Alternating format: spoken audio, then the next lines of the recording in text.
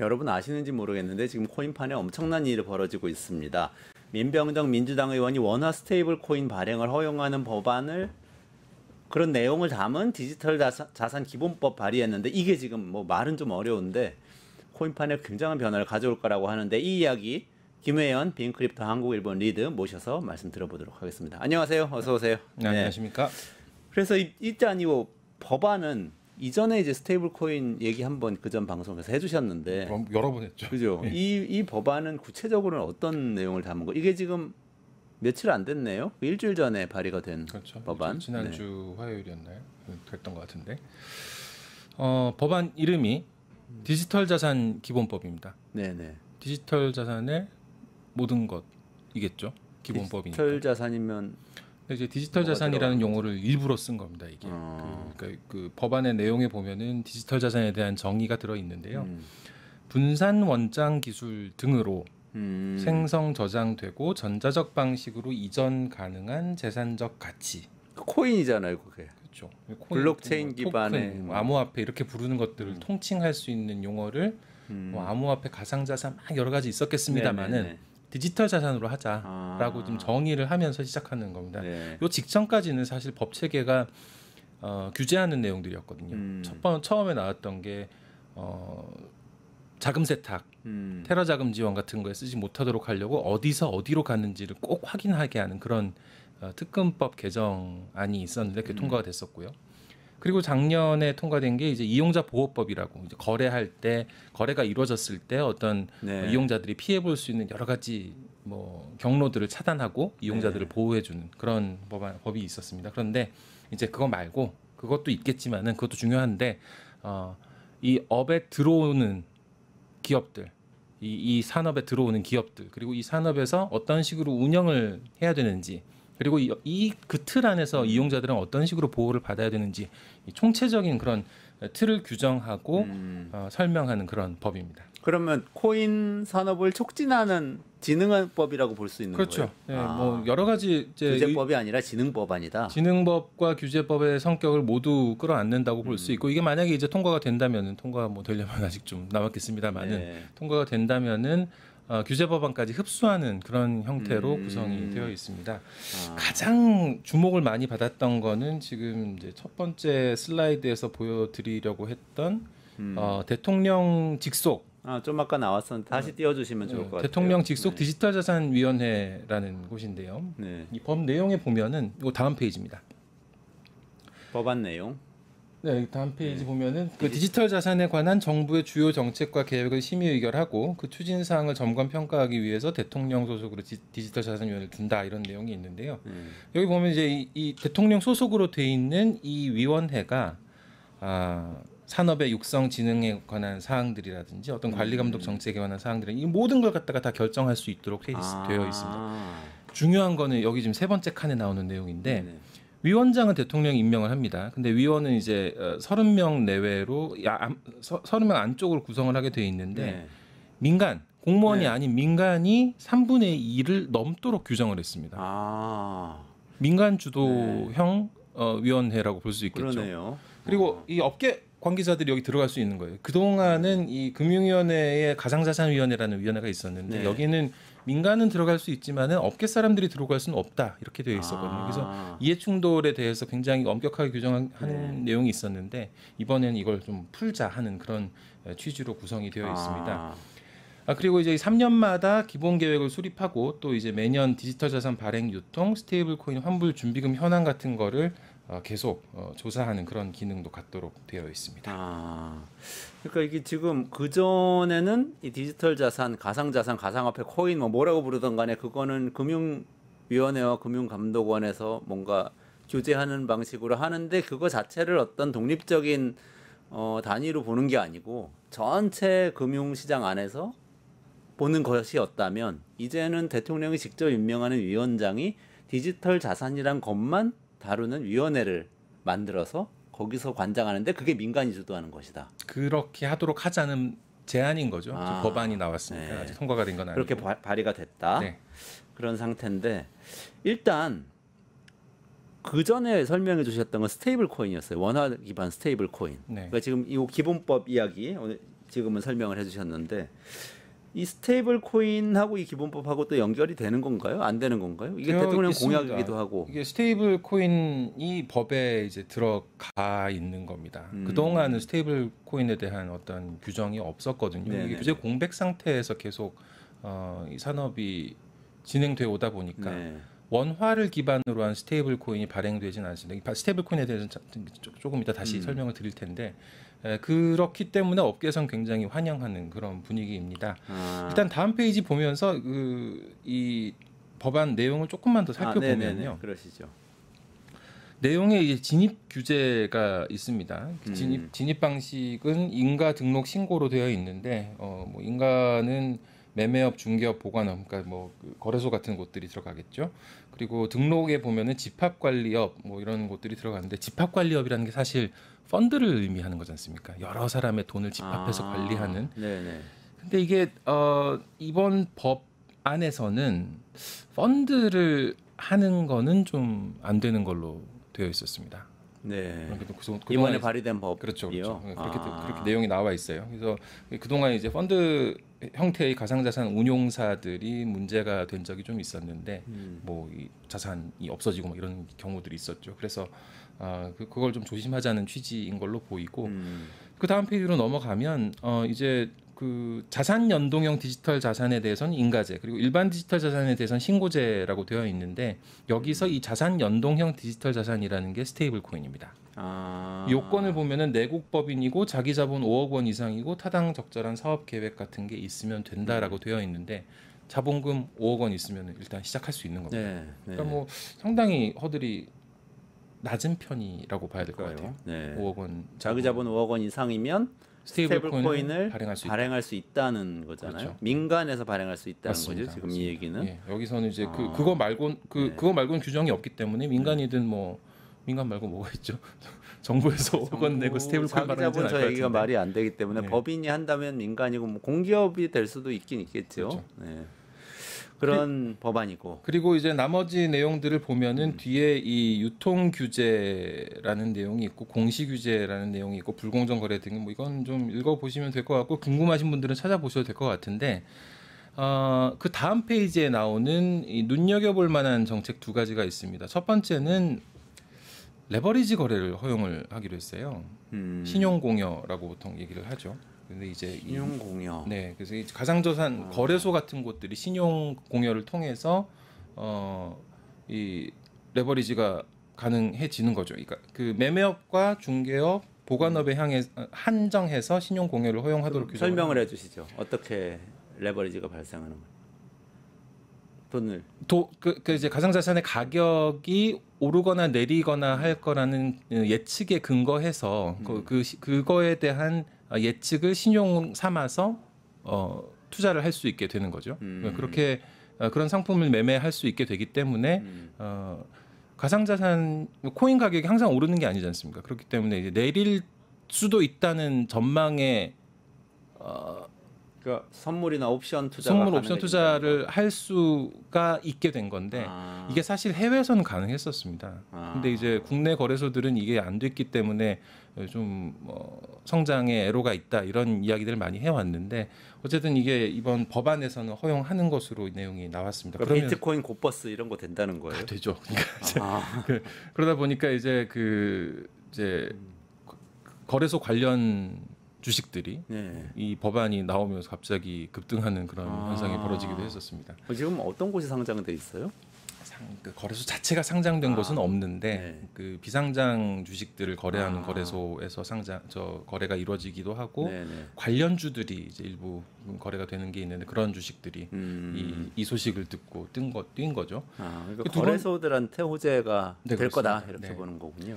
두 번째는 유동성 공급 허용이라는 부분인데요. 유동성 공급에 대해서 안정 조작과 시장 조성이라는 그 항목을 정의하고 이거를 어느 정도 요건을 갖추면 허용하는 그런 내용이 담겼습니다. 뭐 자세한 내용은 시행령으로 하기로 해서 구체적으로는 나오지 않았습니다만 그 동안은 이게 유동성 공급이라는 게 사실 그 시장에서 유동성 그 충분한 자금이 시장에 흘러 들어와 있지 않으면 가격이 뜨문뜨문 돼 있어서 이게 뭐 그 올라갈 때도 내려갈 때도 투자자들한테는 굉장히 참 난감한 그런 상황들이 많이 있었는데 유동성 공급 행위를 그동안은 시세 조정으로 보면서 금지를 시켰었습니다. 근데 이제 이걸 좀 허용하는 게 좋겠다라는 이것도 뭐 업계에서 굉장히 기대하던 그런 내용이었는데 이번에 법안에는 반영이 됐습니다. 그게 예를 들면 거래소에서 뭐 업비트 같은 데서 자체적으로 비트코인을 많이 가지고 있다가 네. 풀었다가 가지고 있다가 이렇게 할 수 있다 뭐 이런 건가요? 마켓 메이커 역할이라고 맞습니다. 흔히 맞습니다. 얘기하는. 예. 근데 이제 그거는 거래소 스스로가 할 수 있을지 아니면은 제3자가 하는 것으로 허용하게 될지는 조금 더 봐야 될 것 같습니다. 아 그렇군요. 이게 사실 좀 전에 말씀드렸던 그 파생 그러니까 옵션 선물 거래라든지 아니면 유동성 공급 같은 게 자본시장법에서 허용을 하고 있었기 때문에 주식 시장에서는 이게 있었어요. 그런데 이제 코인 시장에서는 없었던 것이고 그렇기 때문에 이게 업계에서는 환영하는 그런 요소들인 겁니다. 그럼 어떤 의미에서는 이 법안은 코인이 그동안 약간 좀 금융시장에 이렇게 사생아처럼 이렇게 투기판인 것처럼 간주되어 왔는데 그거를 그냥 증권 거래가 이루어지는 것처럼 인정을 하겠다는 의미를 담고 있다. 이렇게 볼 수 있는 거예요? 뭔가 지위가 격상되는? 뭐 그 말씀도 맞는 표현이고 조금 다른 표현으로 하자면은 그렇게 해달라는 업계의 요구가 반영이 됐다라고 볼 수 있을 것 같습니다. 그러면 그 투자자들한테 좀 변하는 게 있을까요? 만약에 이 발의안이 그대로 통과가 된다고 한다면 투자자들 입장에서도 이게 이 제도화되기 때문에 그 아까 말씀드린 대로 파생 그 선물 옵션 거래가 가능해지면은 항상 그러니까 위기에 대한 해칭을 할 수가 있게 되는 거죠. 그리고 유동성 공급이 허용이 되면은 시장 내에서 원활한 거래가 이루어지기 때문에 다양한 가격대에서의 거래가 가능한 그런 장점을 가질 수 있게 되겠죠. 그러면 아무래도 거래량이 늘고 또 투자자들이 더 많이 늘어나고 활발해질 수 있죠. 활발해질 수 있고 어떤 의미에서는 항상 말씀하셨는데 기관 투자가들이 관심을 갖게 될 수도 있고 맞습니다. 안정화된다고 하면 지금은 아주 위험하다는 인식이 있지만 그 정도가 점점 덜해지는 그런 효과도 있을 것 같습니다. 그러면 호재네요 투자자들한테. 그렇죠. 호재다. 알겠습니다. 스테이블 코인 얘기 조금 더 여쭤볼게요. 그러면 스테이블 코인 개념 한번 다시 한 번만 설명해 주세요. 이거 어려워요. 그리고 이번에 사실 이재명 대통령 공약도 원화 기반 스테이블 코인 발행이 있었고 심지어 지금 TV 토론에서도 나왔었고. 그래 거기서 나왔었고 이준석 후보하고 이렇게 논쟁하고 심지어 김용범 정책실장 기재부 출신이긴 하지만 그 스테이블 코인하고 관련해서 개인의 소신이 있는 분이고 또 이 해시드라는 그 기업에서 리서치를 하기까지 하신 분이잖아요. 그래서 실제 도입될 거라는 전망이 지금 많은데 어떤 개념이죠? 자, 스테이블 코인은 아주 뭐 심플하게 설명을 하면은 스테이블 코인에 적혀 있는 금액만큼을 주겠다는 보장을 누가 하고 있는 겁니다. 누군가가. 그래서 그 코인을 가져오면은 그만큼의 현금을 돌려준다는 그런 겁니다. 그러면 이제 이것도 약간 아리까리한데 뭐 가장 쉽게 이해하는 거는 이 코인 가격이 항상 뭐 들쭉날쭉하기 때문에 불안하다고들 말씀을 하시지 않습니까? 근데 그게 들쭉날쭉한 거는 원화 가격이잖아요. 혹은 달러 가격이고. 예를 들어서 1 비트코인이 1억 원에 고정이 돼 있으면 이게 출렁거리는 것처럼 안 보일 텐데 1 비트코인이 어떨 때는 8천만 원이었다가 어떨 때는 1억 2천만 원이 됐다가 이게 왔다 갔다 하니까 이게 출렁이는 것처럼 보이지 않습니까? 그렇죠. 근데 이걸 이 비트코인 입장에서 보면은 비트코인 기준으로는 원화가 출렁이는 걸 수도 있는 거죠. 새로운 시각이네요. 그렇기 때문에 이게 뭐 어느 쪽이든 이게 출렁이기 때문에 이거를 맞춘다. 그러니까 1 비트코인을 1억 원에 맞추는 비트코인 새로운 코인을 하나 만들자. 이건 비트코인이라는 말 빼고. 그러니까 이 코인은 1코인이 1원이야. 그냥 쉽게 말해서. 이 코인은 1원이다. 1원하고 맞춰지고 이 코인을 가져오면 1원을 내가 준다. 그럼 내가 발행한 스테이블 코인이 되는 거죠. 근데 그걸 왜 발행하죠? 그러니까 이미 돈이 있잖아요. 우리 현금을 100원 주면 되는데 굳이 100코인을 발행해 가지고 그 코인을 주고 거래를 할 이유가 우리나라에서는 이제 그게 참 그렇습니다. 우리나라는 거래소들이 굉장히 잘 돼 있어서 코인 거래소들이 굉장히 뭐 규제를 잘 받으면서 감독 하에 있고 그리고 사고가 크게 벌어지지 않고 사실 코인 거래소들은 코인 자기들이 그 거래하고 있는 코인만큼 갖고 있어야 되는데 네. 그것도 갖고 있다고 다들 믿고 있고 실제로 사고가 벌어지지 않고 그래 왔기 때문에 우리나라에서는 코인으로 아니 현금으로 코인을 사는 거에 대해서 별로 거부감이 없는 네. 편이거든요. 네. 물론 안 해보신 분들은 이거 그거 어떻게 하는 거야라고 궁금해하시겠지만 아니 가격 변동성은 걱정하지만 이게 돈을 넣고 코인을 받는다는 것 자체를 의심하진 않죠. 그러니까 우리는. 돈을 넣으면은 그 돈으로 현금으로 코인을 산다. 그렇게 내가 생각하죠. 코인을 팔고 싶으면 코인을 팔고 현금을 받는다. 그렇죠. 이게 네. 거래소에서 그냥 아주 자연스럽게 이루어지지 않습니까? 네. 근데 이런 환경이 모든 나라가 이런 게 아닙니다. 아 그래요? 이렇지 않은 나라들이 더 많을 겁니다, 아마. 왜 그렇죠? 글로벌 거래소들이 그 훨씬 그러니까 우리나라 거래소들은 거래량이 많아서 이게 거래소 자체가 이렇게 영업이 되는 수준인데 사실 그렇지 않은 나라들이 많고요. 그리고 그 글로벌 단위에서 보면 우리나라 거래소들이 규모가 그렇게 큰 편은 아니거든요. 아주 큰 거래소들이 전 세계 뭐 다양한 나라 국민들로부터 코인 거래를 받아주고 있는 그런 상황입니다. 그런 상황에서 자기 나라 돈을 넣고 코인을 사고 하는 게 원활하게 이루어지지가 않아서 일단 좀 전에 말씀드린 그런 스테이블 코인을 하나 사는 겁니다. 그러면은 그 거래소에 들어가게 되는 과정이 굉장히 쉬워지는 거죠. 아, 그러니까 예를 들면 뭐 그냥 아무 예나 한번 들어볼게요. 루브라. 네. 러시아 루브라라 가지고 예를 들면 뭐 어느 거래소, 미국에 있는 거래소에서 내가 살려고 그러는데 갑자기 그 거래소에서 루브라를 받고 코인을 주려고 하는 상대 거래자는 나타나지 않을 수도 있다. 지금 이런 얘기예요. 그런 거죠. 달러를 가져오면 내가 거죠. 주겠는데 네. 루브라를 받는 나 좀 불안하다. 전쟁 중이고 이럴 수 있다는 거잖아요. 네. 아, 그래서 근데 스테이블 코인을 스테이블 코인은 이제 거기에서 매개체 역할을 해주는 거죠. 사람들은 그러면 이제 달러를 바꿔가지고 달러로 다시 코인을 사고 하는 과정을 생각할 수 있는데 그 달러 기능을 하는 코인이 있는 겁니다. 아, 그래요. 그 달러 기능을 하는 코인을 달러 기반 스테이블 코인이라고 하는데 전 세계적으로 뭐 달러가 제일 많이 통용이 될 테니까 네. 달러 기반 스테이블 코인이 전체 스테이블 코인 시장에서 차지하는 비중이 한 90%가 넘을 네, 겁니다. 네. 이거는 이유가 이 스테이블 코인을 코인 거래하는 데 쓰기 때문에 네. 이렇게 돼 있는 겁니다. 이게. 아, 그래서 스테이블 코인을 그러면 어떻게 만드느냐?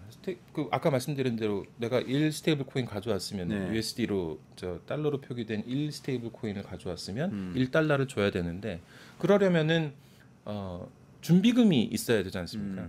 준비금을 현금이나 국채 같은 진짜 달러 미국 국채 같은 네네. 그걸로 진짜 갖고 있으면 예를 들어서 제가 100달러를 갖고 있으면서 100 스테이블 코인을 발행해서 여러분들 쓰세요 하면은 그 사람들이 쓰다가 언제든지 저한테 오면은 제가 그냥 달러를 준다는. 바꿔주면 되는 네, 거지 않습니까? 네. 그러니까 이제 할 수 있는 거죠. 음, 그런 식으로 하는 방식이 있고 또 다른 암호화폐로 또 다른 코인으로 준비금을 마련해서 스테이블 코인을 발행하는 방식도 있습니다. 근데 이거는 불안할 수 있죠. 이 코인 가격은 출렁이기 때문에. 그렇죠. 그리고 그래서 그 다음에 또 한 가지는 알고리즘 방식이라고. 그러니까 이제 수급에 의해서 이게 맞춰지도록 맞추는 수학적으로 현금을 갖고 있지 네네. 않고서도 네. 그렇게 해서 맞추는 방식의 스테이블 코인을 만든 적이 있었습니다. 아주 유명했던 테라루나. 그러다 망한 거 아니에요? 근데 여기에서는 약간이라도 삐끗하는 수가 생기면 이게 여기에서 어떤 악의적인 목적을 가진 사람들이 거래를 계속 낮추거나 높이거나 하는 식으로 하면은 무너져 버릴 수밖에 쭉 없는. 떨어져 버린 그럴 거잖아요. 수밖에 막 없죠. 수천 분의 1 이렇게 떨어져 버린 그래서 거죠. 스테이블하지 않기 때문에 스테이블 코인이라고 부를 수 없다. 이제는 음. 뭐 그런 스테이블 코인은 사실 거의 없어졌습니다만 음. 그런 세 가지 방식이 있는데 그래서 이제 어쨌든 뭐 제일 처음에 말씀드린 법정화폐나 국채를 준비금으로 갖고 있는 스테이블 코인이 잘 될 수밖에 없고 그것도 달러 기반일 때 잘 될 수밖에 없고 그 중에서 가장 큰 게 테더입니다. 테더. 테더라는 회사에서 발행하는 USDT라는 스테이블 코인이 가장 많은데 2025년 3월 말 기준으로 테더의 준비금이 한 우리 돈으로 200조 원 정도 되더라고요. 와. 엄청 갖고 있죠. 그러면은 200조 원을 가지고 있는 거예요, 실제로? 갖고 있는 거죠. 200조 원의 이 테더 USDT를 내보낸 상태고. 내보냈고 이제 200조를 갖고 있으면 그 200조가 어떻게 되겠습니까? 그걸 어떻게 해요? 그럼 운용을 어, 또 하나? 어디 뭐 저금을 해놓을 수도 있고 그렇죠. 국채면 국채 그것도 그냥 운용을 국채 하는 상태에서 거죠. 예, 국채 어. 상태에서 이자가 나올 거고 이자가 그거를- 계속 나오는 거예요. 아니 그 약간 애매하긴 하네요. 근데 그거를 은행이라고 생각하면 음. 예를 들면 내가 예금을 받는데 또 대출을 해주잖아요. 네. 근데 사실 처음에는 예금을 받아서 대출을 해주는 게 그냥 예금 받은 돈으로 대출해 주는 것처럼 보이지만 은행을 운영을 하다 보면은 예금 받고 대출하고 따로따로 움직이고 그럼 그렇죠. 중간에 남는 돈이 있고 네. 기간이 안 맞으니까 그럼 이 돈은 또 주식에 투자해 놓을 수도 있고 그러면 이게 전체적으로 처음에 맞는 것 같았는데 막 이 주식 투자해 놓은 돈이 또 막 주가가 출렁이고 그러면은 흔들리잖아요. 그럼 예금과 갑자기 모든 사람들이 다 예금을 찾겠다고 오거나 이랬을 때 이거 문제가 생길 수 있잖아요. 이렇게 되는 거 아니에요? 그거랑 비슷한 거예요, 스테이블 코인. 그렇긴 한데 스테이블 코인은 아까 말씀드린 대로 누구든 오면은 줘야 되는 상황이고 이거는 다른 성격이 아니라 준비금 예대마진 아. 사이에 존재하는 곡이 아니고 아, 준비금이기 지불 때문에 준비금 같은 이거는 거네. 보수적으로 할 수밖에 없습니다. 네. 굉장히 보수적으로 하는데 그래도 200조 원이 투자가 돼 있으면 이자가 계속 나오면 야, 200조 원이라는 숫자는 진짜. 그건 조금 이따 다시 살펴보겠습니다. 네네네. 그래서 이제 다음 슬라이드를 보시면은 현재 스테이블 코인이라는 게 그렇게 해서 만들어졌는데 어디에 쓰이고 있는지를 아. 보여주는 표가 있습니다. 네네네. 현재 스테이블 코인의 사용처 네. 설명해 주시죠. 제일 위에 글씨가 보면 이제 작아서. 암호화폐 거래 페어링이라고 이게 이제 그 포필러스라는 리서치 회사에서 만든 표인데 암호화폐 거래 페어링 좀 전에 말씀드린 그 거래인 거죠. 거래에 쓰이는 비율이 한 88% 아직도 아주 거의 대부분인 대부분은 거죠. 그냥 다른 코인 사는 데 쓰인다는 맞습니다. 거네요. 맞습니다. 그리고 그 밑에 온 오프 램핑이라는 거는 뭐냐면은 램핑이라는 게 이 경사로를 말하지 않습니까? 네네. 그 이 가상자산 코인 업계에서 쓰는 말인데 그 예를 들어서 위쪽에 있는 게 코인의 세계라고 생각하고 네. 아래쪽에 있는 게 그냥 일반 돈을 쓰는 세계라고 네. 생각하면 돈으로 코인을 사서 코인 세계로 들어가는 네네. 이게 온 램핑이고 네. 여기서 내려오는 게 오프 램핑입니다. 아, 코인을 샀다 팔았다 하는 행위를 그렇게 그럼 표현하는 이제 두 개 거예요. 합치면 92%가 코인 관련된 거에 쓰이는데 아, 그 다음에 토큰화된 실물자산 결제라는 것도 결국은 이제 토큰 코인 얘기인 거죠.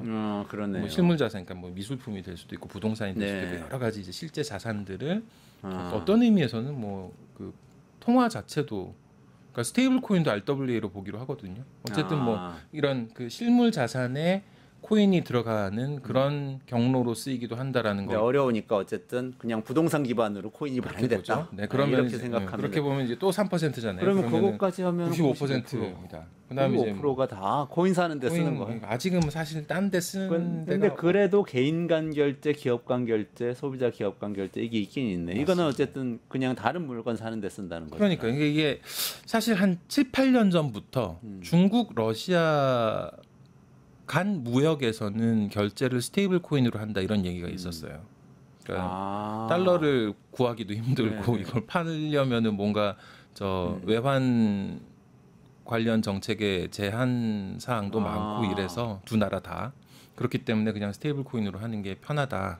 아, 그래서 뭐 기사도 많이 나오고 그랬었습니다. 그 비트코인으로 왔다 갔다 하는 것보다는 훨씬 안정적이긴 하겠네요. 훨씬 그렇죠. 네. 그러니까 이제 그냥 뭐 $100 줄거 그냥 100 스테이블 코인 USDT 그러니까. 같은 거 주면은 네. 간단하니까. 네. 그리고 그냥 코인 전송이라는 게 사실 QR 코드로 이렇게 갖다 대고 주고받고 하는 그런 식으로 하거든요. 그러면은 무역에서 발생할 수 있는 여러 그 손실, 그러니까 네, 네, 네. 각 과정에서 발생할 수 네, 있는 네. 비용이라든지 시간적 손실이라든지 이런 것들도 다 좀 아낄 수 있는 그런 장점이 있다고 하는 얘기가 있었습니다. 그런데 국내에서도 최근에는 동대문에 오는 외국인 네. 손님들이 스테이블 코인으로 결제하는 걸 선호한다라는 아, 이야기가 있어요. 동대문에서요? 제가 아직 동대문에서 실제로 목격하지는 못했는데 옷 살 때? 네. 옷을 떼갈 때겠죠. 뭐 이렇게 때갈 와- 때겠죠. 이거 한꺼번에 일종의 막- 무역이죠. 뭐 도매 네. 물량 떼가서 이제 소매로 팔려고 할 네, 때 이럴 그렇습니다. 때겠지. 뭐 그럴 거라고 추정은 됐는데 네. 제가 아직 뭐 확실히 목격을 못해서 그리고 또 아직 찾지는 못했는데 그리고 외국인 노동자들, 한국에 있는 외국인 노동자들이 네. 급여를 테더로 USDT로 달라고 하는 사람들이 있다. 아, 라는 그럴 이야기였어요. 순 있겠네요. 그건 이제 그거는 여러 본국에 가지. 네. 송금을 해야 되는데 네. 코인으로 하면 훨씬 편하니까. 수수료 문제도 네. 있고 뭐 약간은 편법이지만 세금도 안 매기게 될 수도 있고요. 그거는 좀 불법인 것 같긴 하지만 하여튼 그런 게 있다. 네. 사용처가 있다. 그렇습니다. 그러면 그리고 또 최근에는 사실 예전부터 있긴 있었는데 코인을 예치해 놓으면은 그 예치금을 기반으로 카드를 발행을 해줘서 체크카드 같은 거를 네. 이거를 쓰고 다닐 수 있게 하는 서비스가 최근에 또 화제가 됐습니다. 그러면 신용카드랑 거의 비슷한 거네요. 체크카드랑 비슷하죠. 체크카드. 그 안에 있는 계좌에는 코인만큼 스테이블 코인이 들어있고 뭐 스테이블 코인도 카드를 있고 결제. 비트코인도 뭐 여러 가지 코인이 가능한데 그래도 일단 알기 쉽게는 스테이블 코인이 있으면 제가 얼마나 갖고 있는지를 알기가 쉽지 않습니까? 그러니까 지금 저도 한번 써봤거든요. 한번 네. 가입을 해서 아무 문제가 없더라고요. 그냥 이게 비자망을 쓰는 카드사에서 하는 서비스여서 비자 카드로 하는 네, 비자가 되는 거예요? 데서는 다 쓸 수 있고 그리고 심지어 이제 뭐 애플페이나 삼성페이 이런 데다 탑재해서 그냥 쓰면은 너무너무 편하게 근데 스테이블 코인을 쓸 수 있는 거죠. 그러면 약간 걱정이 되기 시작하는데 동대문에 와서 물건을 떼간단 말이죠. 근데 그 상인이 그 뭐 중국 상인이든 뭐 동남아 상인이든 간에 원래는 정상적으로라면 원화를 구매를 해가지고 환전을 해서 그 원화를 동대문에서 상인한테 우리나라 상인에게 주고 물건을 가지고 나가야 되는 거잖아요. 네. 그리고 본국에서는 자기 나라 화폐로 팔고 그리고 자기 나라 화폐를 벌고 그 번 돈을 가지고 다시 원화로 환전해가지고 우리나라에 오고. 근데 스테이블 코인을 달러 기반으로 쓰면은 그 과정이 다 생략되잖아요. 생략이 되죠. 그러면 그냥 원화는 없어지는 거잖아요. 그 거래 과정에서. 없죠. 우리나라가 뭔가 통화량이나 이 무역 결제 과정을 통제할 수 있는 방법이 없어지잖아요. 그 얘기도 이제 조금 이따 하게 될 겁니다. 그래서 이 국내에서도 이렇게 지금 시장이 형성되어 있을 정도니까 USDT, 그러니까 달러 기반 스테이블 코인이 판을 치고 있다.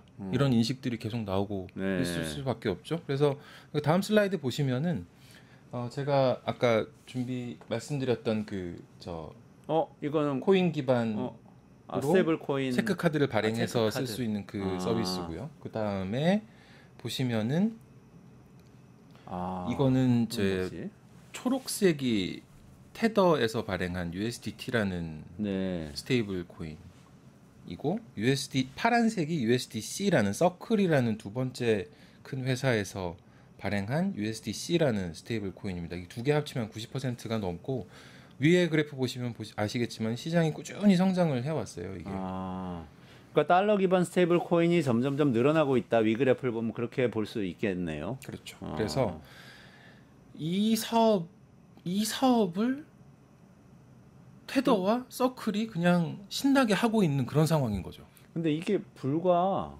이게 이게 2020년 5년치입니다. 5년 만에 지금 뭐 엄청나게 성장을 했네요. 그러니까 이게 잘 될 수밖에 없는 이유를 생각해 보면 다음 슬라이드 보시면은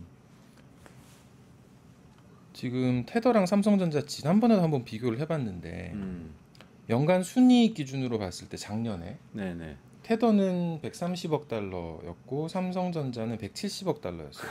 차이는 나죠. 근데 직원 숫자를 보면은 테더는 150명 정도라고 알려져 있고 삼성전자는 13만 명입니다. 이거 보세요. 정말 이거 정말 너무 심해. 그러니까 이게 테더 같은 회사는 직원 1인당 1억 달러 1,500억 원씩 벌어가지고 우리의 문제의식은 낸다. 여기서 출발을 해야 됩니다. 그러니까 이 테더 같은 회사는 조만한 사람들이 그냥 땅 짚고 헤엄치는 것처럼 그냥 돈 받고 코인 발행해 준 거밖에 없잖아요. 그러니까요. 그리고 그걸 막 쓰고 있고 그런 생태계가 잘 돼가고 있고 그리고 이게 달러 기반이어서 미국에서 환영한단 말이죠. 트럼프 들어가지고 스테이블 코인 엄청 육성시키는 그런 쪽으로 지금 방향을 잡고 있지 않습니까? 근데 이제 우리는 이렇지 않으니까 삼성전자는 저 수많은 사람들이 저기 뭐 박사급 해외 유학파 엄청나게 많을 텐데 막 이 주 52시간이 모자라다고 열심히 막 일 시키는 대로 일하면서 막 박박 구르는데 버는 돈은 비슷하고 비슷하진 않죠. 그래도 삼성전자 더 많이 벌긴 하는데 어쨌든 그런 상황에서 이제 이 스테이블 코인에 대한 얘기를 좀 더 진지하게 하게 되는 거죠. 이런 법안이 나왔기 때문에. 그러면 이거 지금 달러 기반 스테이블 코인 말씀 주셨는데 아까 법안에 포함되어 있는 건 원화 기반이고 이재명 대통령 그 공약도 원화 기반 스테이블 코인. 우리나라는 원화 기반으로 해야죠. 그러면 근데 그게 어디서 사용이 되는 거예요? 그 달러 기반 스테이블 코인은 대부분 다른 코인 사는 데 쓰인다는 거잖아요. 그러면 이게 의미가 어떤 거죠? 어디에 쓰느냐. 네. 그러니까 우리가 원화 기반 스테이블 코인을 발행을 해서 그걸 그렇기 때문에 이게 사실은 굉장히 방어적인 성격의 입법입니다. 그러니까 이 지금 업계에서 하는 얘기들도 그런 건데 스테이블 코인을 통해서 새로운 금융 질서가 이렇게 막 꾸려지고 어떤 결제 시스템도 새로 만들어지고 할 때 원화 기반 스테이블 코인이 없는 상태라면 지금 보신 USDT, USDC가 90% 이상을 차지하는 이 시장에서는 그 회사들이 다 차지를 할 가능성이 크겠죠. 1인당 1,500억 원씩 이익 내면서 직원들이. 그래서 근데 연봉도 궁금하네. 이 스테이블 코인의 결제가 이미 지금 침투해 있고 그걸로 거래가 이루어지고 있는 그런 상황에서 아까 동대문과 외국인 노동자들도 비롯해서 네. 이럴 때 만약에 스테이블 코인이 필요한데 원화 스테이블 코인이 없다면은 그냥 원화로 표시된 USDT나 USDC를 쓸 수밖에 없게 되겠죠. 그렇기 때문에 이 스테이블 코인을 허용해 줘야 된다 이런 얘기들이 계속 나왔는데 사실 스테이블 코인이 법적으로는 허용되지 않은 상황이었습니다. 우리나라에서는. 이게 왜냐하면은 우리 법 체계에서는 지급 수단은 투자 수단이 될 수 없도록 되어 있어요. 어렵네요. 지급 지급 수단. 수단 돈. 네, 돈이고. 돈 자체에 투자를 하진 않잖아요. 근데. 아, 그러네요. 그죠? 화폐는 투자 대상은 아니네. 근데 스테이블 코인은 두 가지가 다 될 수 있거든요. 아, 그러네요. 네. 그래서 이게 어느 법으로 들어가냐 이거 가지고 그냥 논의도 없고 사실 뭐 급해 보이지도 않고 이런 뭐 그런 뭐 계엄도 있었고 그래서 이거 뭐 이런 상황에서 지금 이런 현실이 네. 바로 닥쳐버린 겁니다. 그래서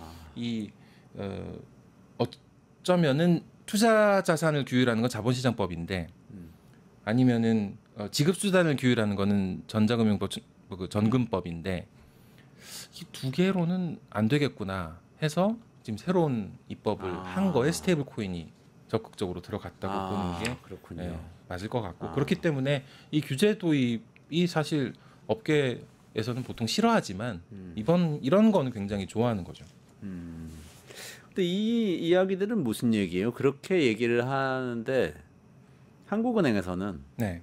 이거는 화폐를 발행하는 것과 관련이 있기 때문에 우리가 관장해야 된다 내지는 우리가 중간에 통제를 할 수 있어야 된다. 한국은행에서 이렇게 얘기를 하고 그런 얘기 많이 했죠. 또 한편으로는 원화 기반 스테이블 코인이 본격적으로 늘어나면 은행으로부터 돈이 유출될 수가 있다. 이런 걱정하는 분들도 있고. 이런 이제 우리의 메인스트림 금융하고 관련된 이야기 조금 해주시죠. 일단 뒤쪽부터 먼저 말씀을 드리면 은행들이 뭐 꼭 반대를 하는 건 아닙니다. 은행들도 이미 지금 스테이블 코인 글로벌 기업들하고 무슨 협업을 한다든지 또 실험을 한다든지 컨소시엄을 만든다든지 이런 건 계속 진행을 하고 있습니다.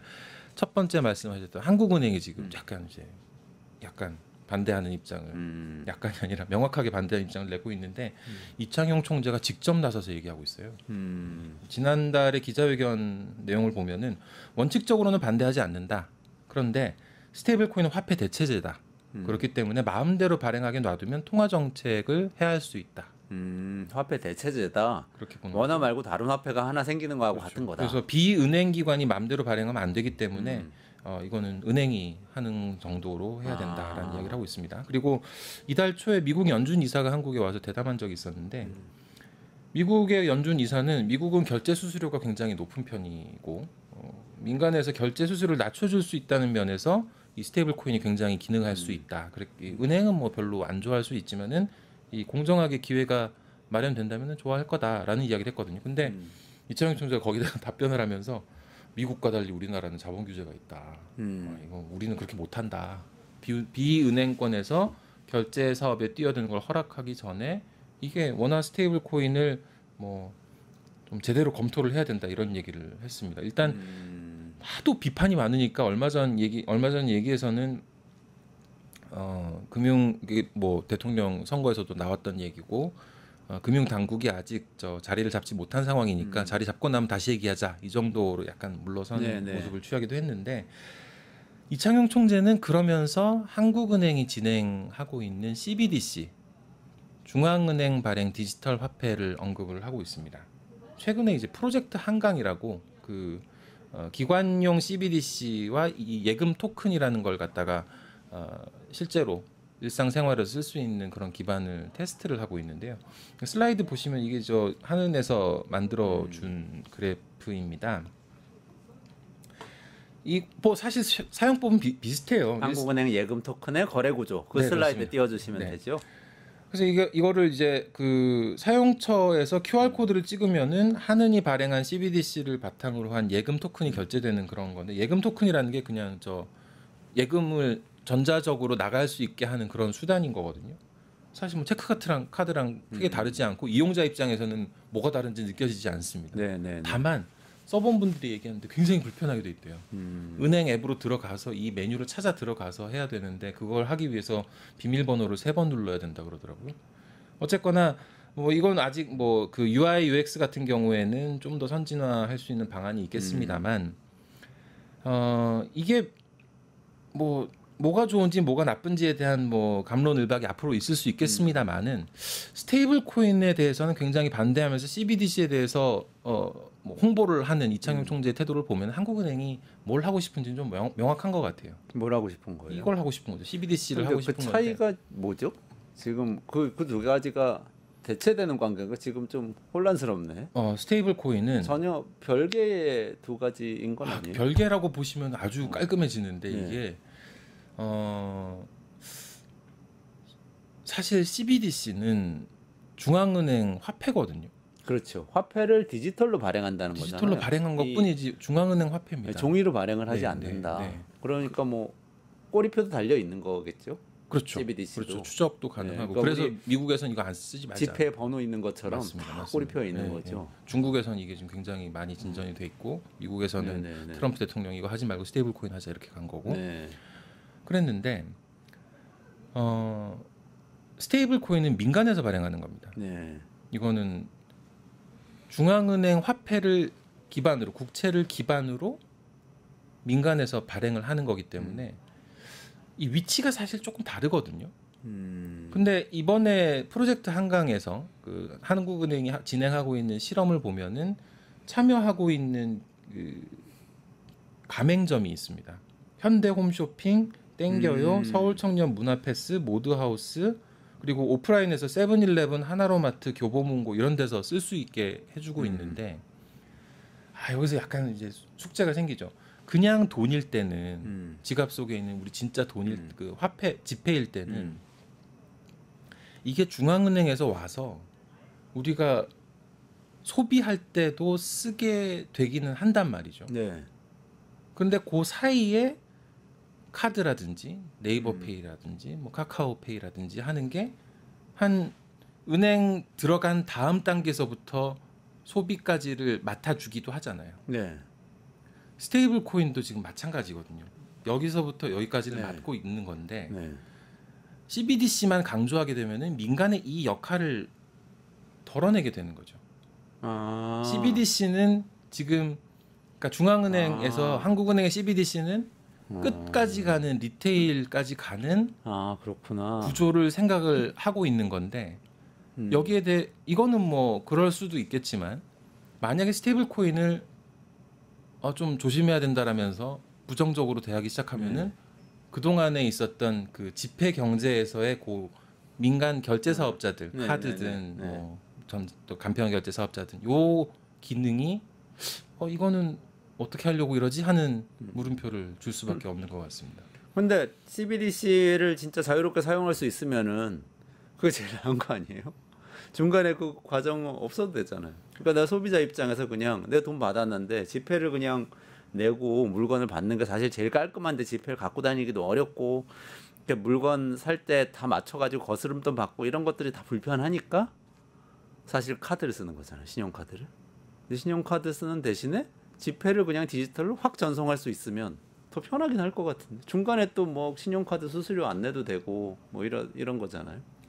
그렇습니다. 근데 이제 말씀드렸다시피 그 스테이블 코인 원화 기반 스테이블 코인에 관한 입법을 좀 서둘러야겠다는 문제 의식을 갖고 민병덕 의원 같은 분이 이렇게 발의를 한 거는 그 배경에는 국제적으로 글로벌 환경에서 스테이블 코인이 활성화되고 있는 그런 상황에서 과연 이게 우리 결제 시스템에 들어왔을 때 방어할 수 있는 수단이 없다면은 우리가 이게 산업이 제대로 그 육성이 안 돼 있으면은 이거는 좀 우리가 넉넉고 당하게 되는 그런 구조가 아닌가라는 문제 의식이거든요.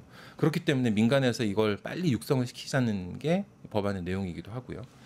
사실 이 입법 과정이 차이가 좀 있습니다. 여러 뭐 지금 이제 한 나라들이 많지는 않습니다만 일본이 제일 먼저 스테이블 코인 관련 입법을 했습니다. 아, 그랬어요? 네. 일본이 또 혁신적인 면이 있네. 그리고 이렇게. 그리고 이제 미카 이제 유럽에서 네네. 그 가상자산 관련 법을 만들면서 거기에 또 이제 스테이블 코인 유럽의 가상자산 관련 법 이름이 미카인가요? 네 그렇습니다. 네. 그 두 곳이 이제 제도화를 이미 마친 대표적인 곳이라고 할 수 있는데 두 곳이 공통점이 있습니다.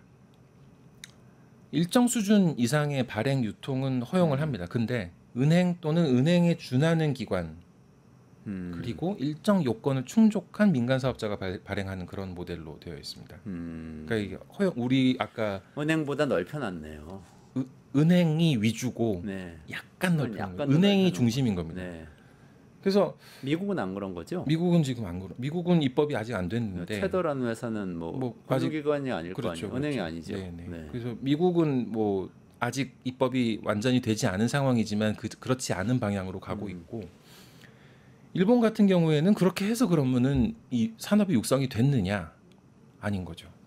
아주 미미하고 네. 유럽도 마찬가지인 겁니다. 그러니까 이게 아까 말씀하신 이제 김용범 정책실장의 네, 네. 고민이 거기에서 네. 나오는 건데 김용범 정책실장이 그 뭐 우리나라 코인 업계에서의 가장 큰 벤처 캐피탈 투자 회사인 해시드의 리서치 센터의 대표로 있었죠. 네. 이번 선거 직전에 5월 말에 세미나가 하나 있었는데 그때 이제 발표하는 내용이 이렇습니다. 해외 규제 상황이 지금 이렇기 때문에 우리나라도 해외 입법 사례를 참고해서 가다 보면 아마 은행 위주로 갈 수 있다. 이거는 한국은행이 원하는 그런 방향이죠. 그래서 뭐 국제 입법 사례와 함께 가는 그런 쉬운 길을 택하기가 쉬운데 걱정된다. 왜냐하면 이런 모델들은 한계가 있기 때문이다. 첫 번째는 민간 기업이나 글로벌 인프라하고 연동하기 어렵다. 이 확장성이 부재하다. 그 다음에 준비금이 스테이블 코인을 민간에 풀어놓으면은 그 이자 자기들이 이자를 보는 만큼 가지고 이용자들한테도 이자를 주면서 유인책을 엄청 쓰게 될 텐데 은행한테 가게 되면은 이게 예금 기반 그렇지. 모델이기 때문에 그렇죠. 이자를 못 줄 거다. 그러면 이건 유인책이 없어진다. 그리고 기술 혁신과의 거리감이 생길 수밖에 없다. 이게 어디 무슨 기술 혁신이냐 이렇게 하면은 뭐 이런 등등의 걱정을 하면서 마지막 슬라이드를 보시면은 이제 은행 기반 모델과 자본시장 기반 모델 비교라는 표가 있습니다. 이게 네. 김용범 실장이 만든 표인데요. 정책실장이 발표한 네. 거예요. 되기 직전에. 결국은 이제 정책실장. 이 자본시장 기반 모델로 가라는 겁니다. 네. 그 민간 모델로 네. 그렇게 하면은 훨씬 더 효율적이고 음. 선진적인 그런 결제 시스템 그리고 스테이블 코인 경제를 만들 수 있을 거다라는 그런 결론이었습니다. 제가 쭉 들어보니까 이런 이야기인 것 같은데 맞는지 좀 검증해 주세요. 우리는 옛날에 조개를 쓰고 있었고 조개를 가지고 거래를 했고 그리고 동전을 발행해서 거래를 하다가 지폐를 발행해서 거래를 하다가 지금은 지폐가 아닌 디지털적인 방법으로 지폐 화폐를 가지고 거래를 막 하고 있는데 조금 지나면 블록체인 기반의 화폐를 기반으로 쓰게 될 것 같아. 근데 그거를 누가 먼저 가느냐에 따라서 먼저 간 국가들이 그 산업이 발달하게 되고 그걸로 이익을 많이 내게 된다. 지금 테더 같은 회사가 그렇게 하고 있다. 그렇기 때문에 우리도 그리 빨리 가기 위한 방법을 마련해야 되는데 그게 원화 기반 스테이블 코인을 발행을 하는 것이다. 이게 맞아요? 이렇게 주장하시는 겁니까? 그렇다고 해서 근데 뭐 원화 기반 스테이블 코인만 옳고 한국은행이 이야기하는 CBDC는 그르다라고는 얘기하면 안 될 것 같습니다. 물론 이제 그 한국은행은 중앙은행으로서 또 통화량을 관리하고 그러면서도 또 이 통화의 선진화, 화폐의 선진화에서 가장 선봉에 서 있어야 되는 것도 맞기 때문에 CBDC 가 구축하는 어떤 인프라 위에 스테이블 코인 질서가 안착할 수 있는 그런 지혜가 필요할 텐데 그 모델에 대해서는 사실 여러 학자들이 연구를 많이 하고 있는 것 같습니다. 네. 그렇기 때문에 어느 한쪽이 답이다라는 그런 아집은 항상 위험하잖아요. 그러니까 뭐 토론이 좀 더 활발하게 이루어지는 게 좋을 것 같고 그런 의미에서 이번 이 민병덕 의원의 발의법 첫 번째 디지털자산법 기본법은 아주 훌륭한 이정표라고 생각합니다. 통과돼야 된다 이렇게 생각하시는 거예요? 사실 근데 그 다음에 이제 여러 법안이 또 나올 거고요. 네네. 비슷한 법안 또 여러 요구를 받아들인 약간 변형된 법안들이 나올 텐데 그게 또 토론을 촉진시키는 그런 매개체가 되겠죠. 어쨌든 새로운 화폐 시스템으로 가는 길이 열리기 시작하는 것 같긴 하네요. 네, 알겠습니다. 여기까지 진행하도록 하겠습니다. 김혜연 빈크립토 한국 1번 리드하고 같이 진행했고요. 고맙습니다. 유튜브 구독하고 실시간 채팅과 댓글을 남기시면 매일매일 7,000TTCO를 드립니다. 참여 방법은 통통물 어플을 다운로드하고 회원가입과 로그인을 해주세요. 마이페이지에서 나의 회원 고유 번호를 복사해주세요. 유튜브 구독 후 실시간 채팅이나 댓글창에 고유 번호를 한 번만 입력하면 준비 끝! 지금 유튜브 채팅과 댓글 쓰기 참여하고 7,000TTCO 받아가세요.